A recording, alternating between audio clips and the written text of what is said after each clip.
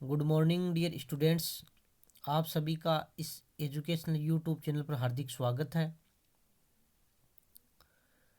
प्रिय विद्यार्थियों, पिछले वीडियो में हमने गुप्त शासक समुद्रगुप्त की उपलब्धियों की चर्चा की थी और आज हम गुप्त शासक चंद्रगुप्त द्वितीय की उपलब्धियों का अध्ययन करेंगे। समुद्रगुप्त एवं चंद्रगुप्त द्वितीय के बीच में रामगुप्त नामक एक निर्बल शासक का भी उल्लेख मिलता है। हालांकि वो अपने सिलेबस में नहीं है और वो महत्वपूर्ण शासक भी नहीं था, लेकिन अपनी जानकारी के लिए ये ध्यान रखना आवश्यक है कि समुद्रगुप्त और चंद्रगुप्त द्वितीय के पहले रामगुप्त नाम का एक निर्बल शासक हुआ था। चंद्रगुप्त द्वितीय का जो शासनकाल है वो 375 ईस्वी से 414 ईस्वी तक माना जाता है। कई बुक्स में 375 तक समुद्रगुप्त का शासनकाल माना गया है और चंद्रगुप्त द्वितीय का 380 भी माना जाता है। इसलिए 375 ईस्वी से या कई बुक्स में 380 ईस्वी से भी इसका शासनकाल बुक्स में मिलता है। इसलिए कंफ्यूज होने की आवश्यकता नहीं है। आप 375 ईस्वी भी कर सकते हो, 380 भी कर सकते हो, इसमें कोई गलती नहीं होगी। चंद्रगुप्त द्वितीय शक्तिशाली शासक था और उसने अनेक उपाधियां भी धारण की थी। उसने देवगुप्त, देवश्री, विक्रमादित्य, परम भागवत आदि महत्वपूर्ण उपाधियां उसने धारण की थी। उसने वैवाहिक संबंधों के द्वारा अपने साम्राज्य को मजबूत करने का प्रयास किया। चंद्रगुप्त द्वितीय ने नागवंश की राजकुमारी कुबेर नागा से विवाह किया और उसने अपनी पुत्री का विवाह भी वाकाटक नरेश रुद्रसेन द्वितीय से किया।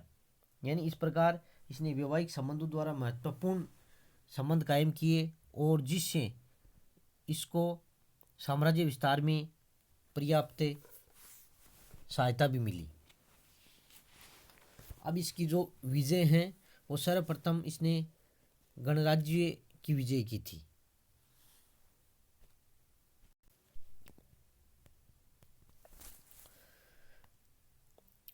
पश्चिमोत्तर भारत के कुषाण और अवंती के जो महाक्षत्रपों तथा गुप्त साम्राज्य के बीच में अनेक छोटे छोटे गणराज्य थे। तो जो पश्चिम भारत में अनेक छोटे छोटे गणराज्य थे, उन गणराज्यों को जीतकर चंद्रगुप्त द्वितीय ने अपने साम्राज्य में शामिल किया। इस प्रकार ये उसकी प्रथम सफलता थी। शकों पर विजय। चंद्रगुप्त द्वितीय ने पश्चिमी भारत के शकों पर आक्रमण किया। यानी जो शक थे वो पश्चिम भारत में निवास करते थे, गुजरात काठियावाड़ क्षेत्र में। युद्ध में शकों की पराजय हुई तथा शक शासक रुद्रसिंह तृतीय लड़ता हुआ मारा गया था।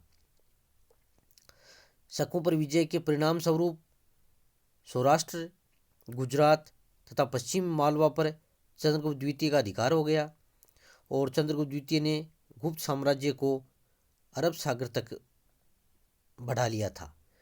तो इस प्रकार शक विजय भी उसकी एक महत्वपूर्ण विजय थी। इसके बाद में उसने पूर्वी बंगाल की विजय प्राप्त की थी। मैरोली अस्लो स्तंभलेख से ज्ञात होता है कि चंद्रगुप्त द्वितीय के विरुद्ध जो राजाओं का एक संघ बना लिया था पूर्वी बंगाल के राजाओं ने, और इस संघ को चंद्रगुप्त द्वितीय ने पराजित किया और बंग प्रदेश यानी पूर्वी बंगाल पर उसने अधिकार किया था। ऐसा हमें मेरोली लो स्तंभलेख से पता चलता है। पूर्वी बंगाल में इधर समतट, डवाक और कामरूप के जो राजा थे, इनको समुद्रगुप्त ने भी पराजित किया था, परंतु रामगुप्त के समय शक्तिशाली हो गए थे और इन राजाओं को चंद्रगुप्त द्वितीय ने पराजित किया और पूर्वी बंगाल पर विजय प्राप्त की। पश्चिमोत्तर भारत पर विजय या आधिपत्य की बात। पश्चिमोत्तर भारत पर कुषाणों के वंशज शासन कर रहे थे। और जो मेरोली लौह स्तंभ है उससे पता चलता है कि चंद्रगुप्त द्वितीय ने सिंधु और उसकी सहायक नदियों को पार कर वाहिकों को पराजित किया। वाहिक ये जनजाति थी, उनको उसने पराजित किया था। तो इस प्रकार उसका साम्राज्य काफ़ी विस्तृत हो गया था। और इस अभियान के दौरान उसने शत्रुओं को जीतकर मथुरा तक के प्रदेश पर विजय स्थापित की। इस प्रकार चंद्रगुप्त द्वितीय ने अपने पराक्रम और शौर्य से गुप्त साम्राज्य की सीमाओं का काफ़ी विस्तार किया और अपनी प्रतिष्ठा में उसने काफ़ी वृद्धि की थी। जहाँ तक उसके साम्राज्य विस्तार की बात है, साम्राज्य गुप्त शासकों में साम्राज्य विस्तार का कार्य उसके समुद्रगुप्त ने प्रारंभ किया था और उसके पुत्र चंद्रगुप्त द्वितीय विक्रमादित्य ने उसे पूरा कर दिखाया था।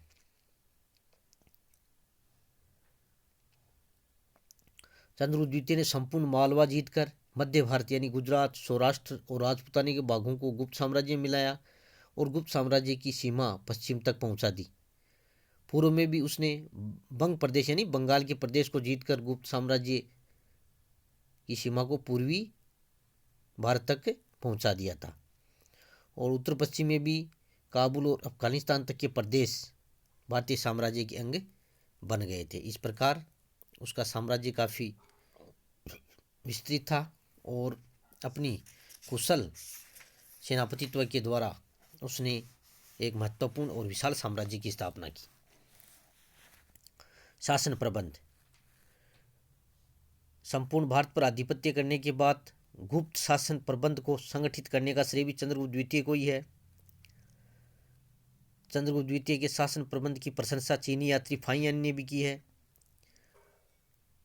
और कुशल शासन प्रबंध स्थापित कर उसने एक अच्छी परंपरा का विकास किया। उसके शासनकाल में चीनी यात्री फाहियान भी आया था, जो कि उसके शासनकाल के बारे में हमें जानकारी देता है। विद्वानों का संरक्षक। चंद्रगुप्त द्वितीय विद्वानों का भी संरक्षक था। उसके दरबार में 9 विद्वानों की एक मंडली निवास करती थी, जिसे नवरत्न कहा जाता था। इन विद्वानों में कालिदास, धन्वंतरी, क्षपणक, अमरसिंह, शंकु, बेताल भट्ट, घटकरपर, वराहमिहिर, तवररुचि।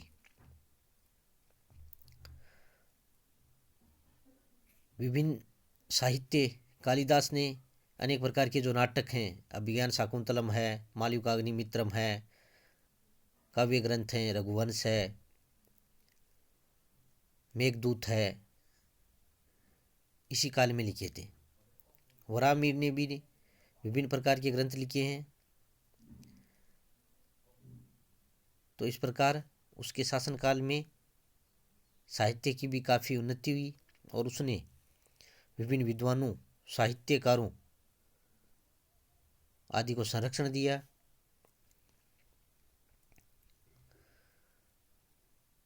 मूल्यांकन।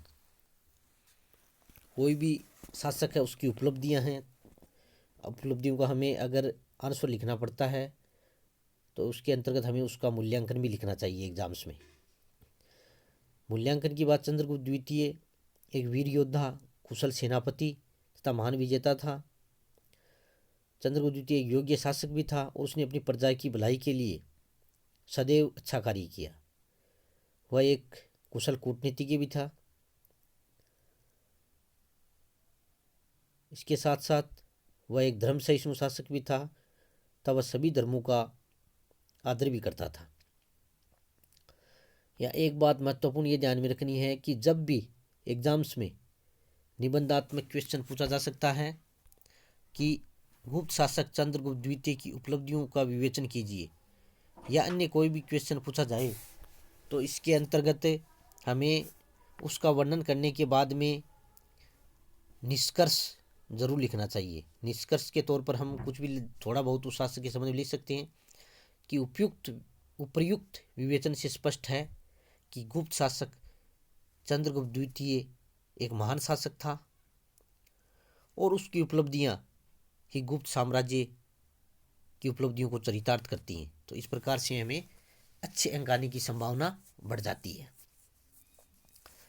अब ये इसको वीडियो को सुनने के बाद आप इसका निबंधात्मक क्वेश्चन भी आपको करना है, इसके नोट्स भी बनाने हैं और होम असाइनमेंट के लिए जो आपको क्वेश्चन दिए जा रहे हैं उसका भी आपको हल करना है और उसको आपको सेंड करना है।